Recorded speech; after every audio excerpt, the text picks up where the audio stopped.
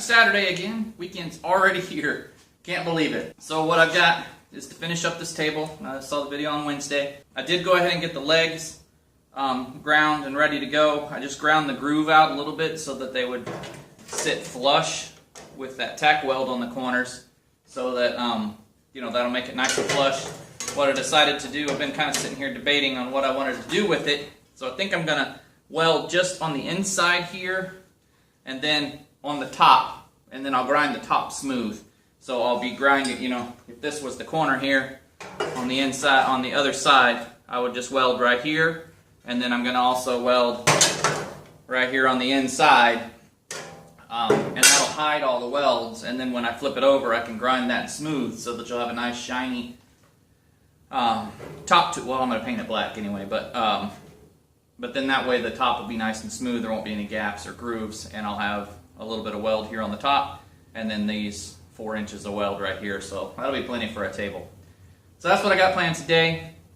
I don't know what's up with the RD.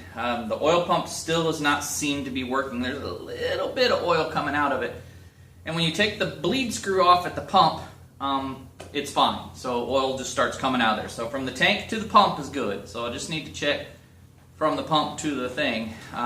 So that means inside the pump there's oil, but not coming from. So I may need to just take it off, take it apart, clean it, and then put it back together. So I'm going to still do that because I would like to get the pump running so I don't have to do pre-mixed all the time, although the debate goes on and on, right? So they even have little kits that you can plug the pump hole, but I don't think I want to go that route, although I'm not going to ride it a whole bunch.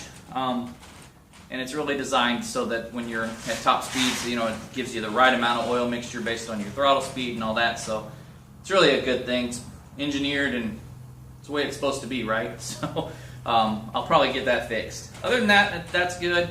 We found so I don't know if you can see the motor here. Started taking it apart. He got it most of the way cleaned. I went over to the machine shop guy to talk to him about pricing it out to do the whole thing, and he actually has a 4.3 liter. It's a couple years newer, or older, I guess. I think it's a 98 or 99, he said. All done. Completely put back together, heads on it. It has one new head because one of the heads was cracked when it came in. It's oversized to 0.3, I think, 0.03. I don't remember what else he said, but everything's on it. It's all completely put back together. He's even got a new water pump. It's ready to install, so we'd have to do nothing, and he only wants $900 for it. Just to get the block machined is like $500, right? And then the head worked and stuff. So we're talking over $900 anyway just to get ours done. Then we still have to put it all back together. So I'm gonna get our trailer cleaned off, get the wood off of there this weekend. Well, I'm not. The boys are. And then we'll go over there on Monday and pick that up. And then he wants this old one as the core or whatever, which is fine because I don't need a block sitting around that I'm not gonna do nothing with.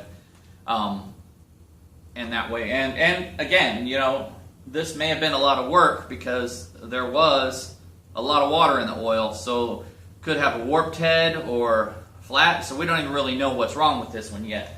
The other one is ready to put in and install, so we're just going to box everything up that we've already got taken apart, take that over there, get that taken care of, and then we'll work on the transmission, and hopefully that truck will be running here in a couple of weeks if we get some time to work on it. That's the big project. It's supposed to storm and rain again all week. I don't know if you've been watching that danger zones they put all over the United States right now, so I guess there's some big storm front coming in, but just happened to watch the news last night and saw that. So I'm going to be in the garage most of the day, like normal. I love it out here, although it's starting to get a little warmer. It's really nice outside with the breeze.